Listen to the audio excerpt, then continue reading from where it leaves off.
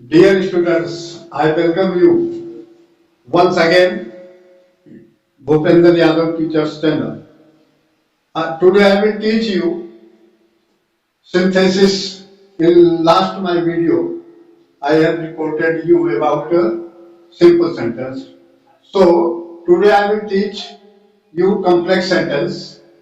Complex sentence का मतलब होता है विस्तृत वाक्य। अब इसको समझने से पहले, विस्तृत वाक्य को समझने से पहले आप लोगों को क्लॉज समझना जरूरी है। अब चूंकि बहुत ज्यादा तो डिटेल में नहीं बता पाएंगे क्योंकि समय का अभाव होने के कारण, लेकिन यह आपको हम जरूर बताएंगे कि क्लॉज कितने प्रकार के होते हैं। क्लॉज का अर्थ होता है वाक्यांश, वाक्य का एक हिस्सा होता है। Principal clause, subordinate clause and coordinate clause. There are few conjunctions related with their clauses. देखिए what, who, whom, whose, where, when, what, when, which, that, if, because, after, before, as soon as, so that, lest इत्यादि ये सबऑर्डिनेटिव conjunction है। इनसे इन कंजंक्शनों से जब वाक्य बनेगा तो वह कॉम्प्लेक्स सेंटेंस कहलाएगा। तो इसके लिए आप लोगों को चाहिए कि आप इन कंजंक्शनों को भली भांति परिचित हो जाइए और इनको रट लीजिए। जब तक आप रटेंगे नहीं, इनको अपने दिमाग में नहीं रखेंगे, रटना तो मैं नहीं कहूंगा, मैं ये कहूंगा कि जब तक आप इसको अपने दिमाग में नहीं रखोगे तब तक आपको कॉम्प्लेक्स सेंटेंस और कंपाउंड सेंटेंस बनाने में दिक्कत होगी। जब आप कंजंक्शन को समझेंगे, कंजंक्शन के बाद फिर आप बना लेंगे।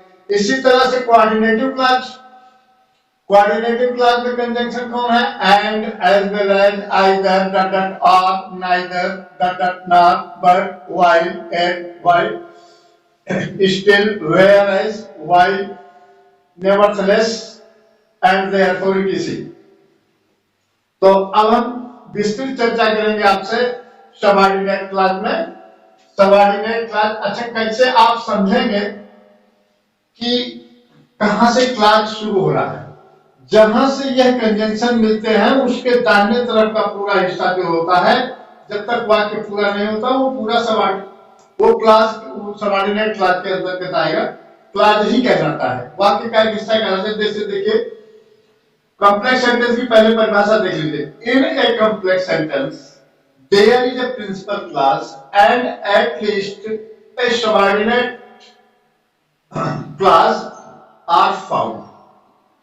कॉम्प्लेक्स सेंटेंस में एक प्रमुख वाक्य और कम से कम एक आश्रित उपवाक्य मिलता है।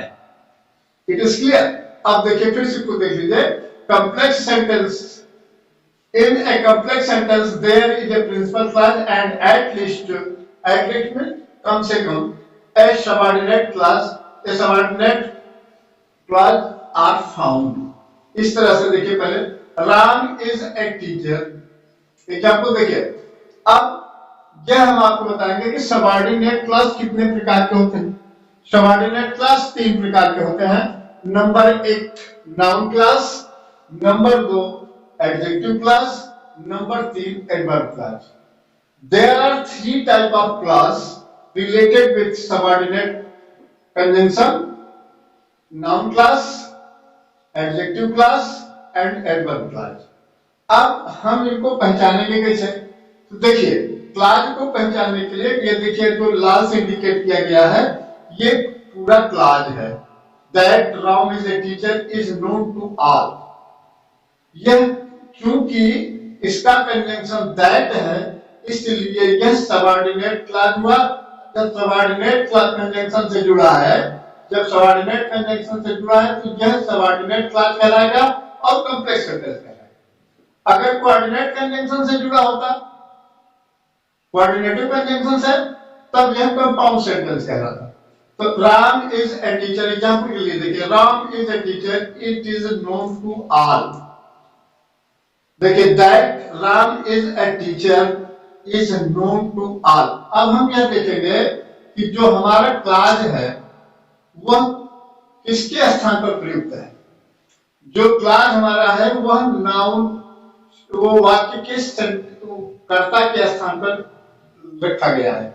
That Ram is a teacher ये पूरा क्लास है और इसके तुरंत बाद इज क्रिया आ रही है, इसलिए यह इस सब्जेक्ट पूरे वाक्य का सब्जेक्ट हो गया।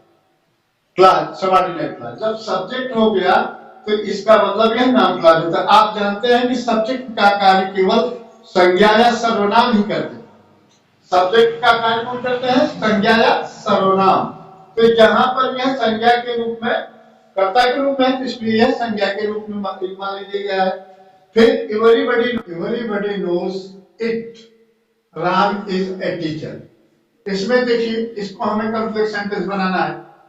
तो यहां पर देखिए जो इट शब्द है उसी की व्याख्या दूसरा वाला वाक्य कर रहा है। तो इसलिए इसके स्थान पर, इट के स्थान पर, चूंकि यह इट क्रिया नोज का कर्म है और इसके स्थान पर जब हम इस पूरे क्लास को ला देंगे तो यह कर्म की तरह काम करेगा। जैसे everybody knows that Ram is a teacher, that is connective या कंजंक्शन। यहां से पूरा क्लास सबऑर्डिनेट क्लास हो गया क्योंकि दैट कंजंक्शन है। तो इस तरह से everybody knows that Ram is a teacher complex sentence हुआ। यह नाउन क्लास है, यह क्लास नाउन क्लास है। कैसे? क्योंकि यह कर्म के स्थान पर इसका स्थान प्राप्त है।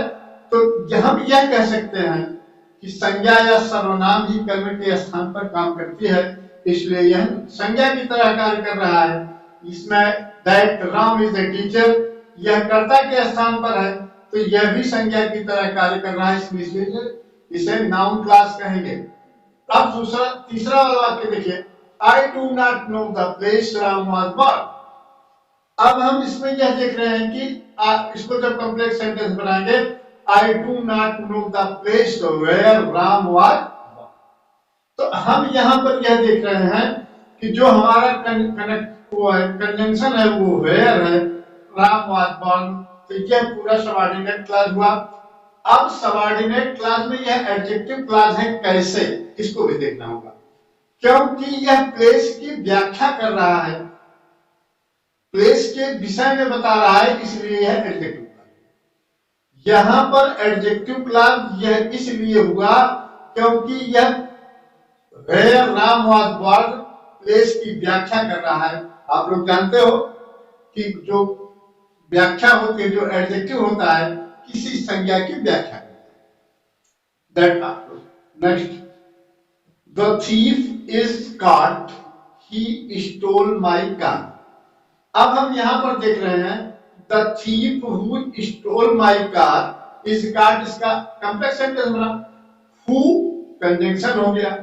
जब हु कंजंक्शन हो गया तो इसका मतलब यहां से जो वाक्य यहां तक है स्टोल माय कार, तो यहां हम देख रहे हैं क्योंकि यह थीफ की व्याख्या कर रहा है इसलिए एडजेक्टिव क्लास। बहुत बारीकी से समझना होगा क्योंकि शॉर्ट में बताना पड़ रहा है, नहीं तो इसके एग्जाम्पल वगैरह और क्लियर और बताना होता तो काफी क्लियर होती। हालांकि मेरा पूरा प्रयास, मैं हमेशा से यही प्रयास करता हूं कि कंसेप्ट बच्चों के समझ में आए, एग्जाम्पल को अपने आप हल कर लेंगे। जब तक बच्चा कंसेप्ट नहीं समझता, उसके तरीके मैनर को नहीं समझता, तब तक उसके लिए बहुत ही प्रॉब्लम बनती है। इसलिए मैं कहता हूं कि आप लोग कंसेप्ट समझिए। क्योंकि यहाँ पर संज्ञा के स्थान पर है इसलिए नाउन क्लास कहलाएगा। यहाँ पर देखिए सब्जेक्ट के स्थान पर है, संज्ञा की तरह कार्य कर रहा है, नाउन क्लास कहलाएगा। यह देखिए यहाँ पर कर्म के स्थान पर है, इस तरह से नाउन के क्लास कहलाएगा। इसके बाद भी यह जो होता है नाउन क्लास 5 स्थानों पर इसका प्रयोग किया जाता है, 5 रूप में। किसी क्रिया के कर्ता के रूप में, किसी क्रिया के कर्म के रूप में, किसी प्रीपोजिशन के कंप्लीमेंट के रूप में, पूरक के रूप में, और किसी संज्ञा की व्याख्या करने के लिए, किसी संज्ञा की व्याख्या के लिए केस इन अपोजिशन के रूप में। इस तरह से इसका 5 प्रकार से प्रयोग किया जाता है नाउन क्लास का। समय अभाव के कारण मैं आपको 2 ही उदाहरण स्पष्ट कर पा रहा हूं, एक संज्ञा के कर्ता के रूप में, दूसरा कर्म के रूप में। अगर आप इसको अच्छी भली बात समझेंगे तो और आगे आपको अपने आप समझ में आएगा। आई do not know the place Ram was born. इसको देखना है, अगर हमको कॉम्प्लेक्स सेंटेंस बनाना है तो I do not know the place where Ram was born. तो अब यहाँ पर वेयर से कंजंक्शन बन रहा है, इसलिए पूरा सबऑर्डिनेट क्लॉज है। और क्योंकि यह प्लेस की व्याख्या कर रहा है इसलिए यह एडजेक्टिव क्लॉज होगा। अब आप समझ गए होंगे एडजेक्टिव क्लॉज माने जो किसी संज्ञा की व्याख्या, जो किसी संज्ञा की व्याख्या कर रहा है। The thief is caught, he stole my car. The thief who stole my car, ये आपका सबऑर्डिनेट क्लॉज हो गया क्योंकि इसका कंजंक्शन हु है। ये कंजंक्शन का चार्ट मैंने दे दिया है आपको, इसको आप समझ लेंगे। और भी होंगे हैं उनको आप पढ़ लीजिएगा। The thief who stole my car is caught। अब यहाँ पर ये सबऑर्डिनेट क्लॉज है, क्योंकि थीफ संज्ञा की व्याख्या कर रहा है इसलिए है एडजेक्टिव क्लॉज हुआ। अब हम एडवर्ब क्लॉज की बात करेंगे। तो एडवर्ब क्लॉज में देखिए, Mohan is ill, he does not follow the rules of the road health. तो इसमें देखिए Mohan is ill because he does not follow the rules of the health. तो यहां पर जो है यह कारण शो कर रहा है। राम बीमार है क्योंकि वह स्वास्थ्य के नियमों का पालन नहीं करता है। तो बिकॉज कंजंक्शन से जुड़ा है, देख लीजिए। तो ये आपका सबऑर्डिनेट क्लॉज हो गया। अगर बिकॉज सबऑर्डिनेट क्लॉज हो गया क्योंकि यह कारण शो कर रहा है इसलिए एडवर्ब क्लॉज हो गया। माने एडवर्ब क्लॉज माने जो किसी वर्ब की व्याख्या करता हो। तो wait here I do not come back, wait here until I come back। अब देखिए यहाँ until कंजंक्शन है, समय बता रहा है, इसलिए समय बताने के until माने जब तक नहीं, until माने जब तक नहीं, till माने जब तक। तो wait here until I come back में यहाँ पर until कंजंक्शन हुआ इसलिए सबऑर्डिनेट क्लॉज हुआ। क्योंकि यह समय शो कर रहा है इसलिए है एडवर्ब क्लॉज हुआ। तो मेरे समझ में जहां तक बात आई, मैं आपको यह स्पष्ट कर देना चाहता हूं कि इसको आप अगर अपने दिमाग में रखेंगे तो और चीजें अपने आप स्पष्ट होती जाएंगी। मैं अगले वीडियो में इससे संबंधित बातों को लेकर के कोऑर्डिनेट क्लॉज आपको एक दो दिन के अंदर डाल दूंगा। धन्यवाद।